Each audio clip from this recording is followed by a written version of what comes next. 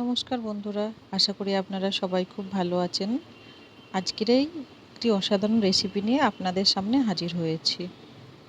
বন্ধুরা, ফুলটুসি রান্নাঘরে আপনাদের সবাইকে স্বাগত জানাই। আমার চ্যানেলটিকে সাবস্ক্রাইব করে দেবেন প্লিজ, আর বেল বাটনটা টিপে আমার পাশে থাকবেন। প্রথমে আমি মানকচুগুলোকে কেটে ধুয়ে পরিষ্কার করে নিয়েছি। মিক্সারের বাটিতে দিয়ে দিচ্ছি 2 চামচ মতন কালো সর্ষে, আর দিয়ে দেব এখানে 2-3টে মতন কাঁচা লঙ্কা। আপনাদের পছন্দ মতন আপনারা কাঁচা লঙ্কা এবং ঝাল ব্যবহার করতে পারেন।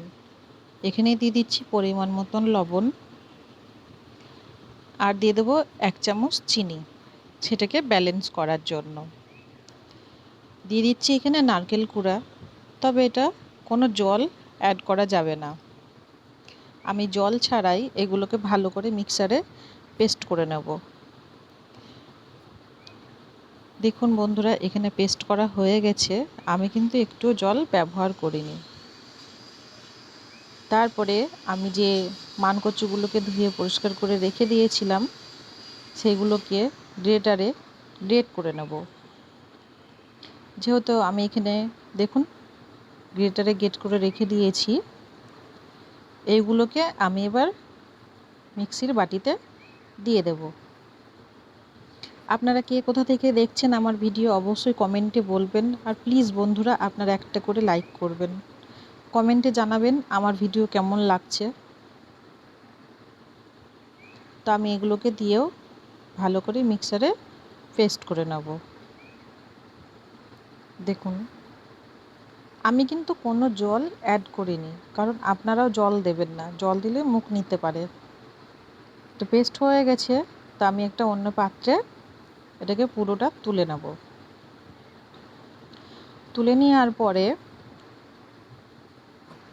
আমি এর মধ্যে কাঁচা সর্ষের তেল অ্যাড করব, কারণ যেহেতু এটাকে মিশাতে হবে, এর মধ্যে কাঁচা সর্ষের তেলের দিলে আলাদা একটা সেন্ট বেরোবে।